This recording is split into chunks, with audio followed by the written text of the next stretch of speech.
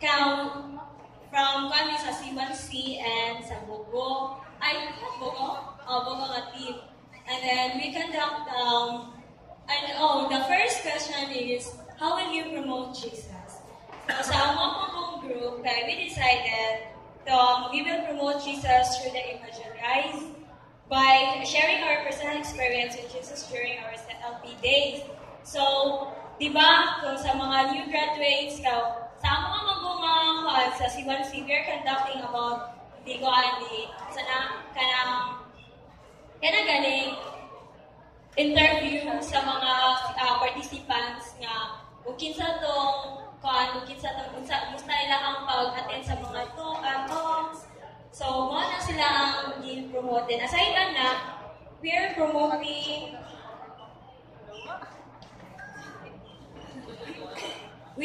Jesus by living preaching the thoughts and living a life that kind, loving, nurturing, but the beat of all the life that makes God at the center of everything. So, the second one is, how can we present the selfie creatively? We present selfie creatively by demonstrating and teaching in the communities. We spread the teaching of Jesus, and we can have the talks, prayer sessions, Bible sharings, and household activities. So the third one is, where will you go for Jesus? We will go 1,000 miles for Jesus, diba?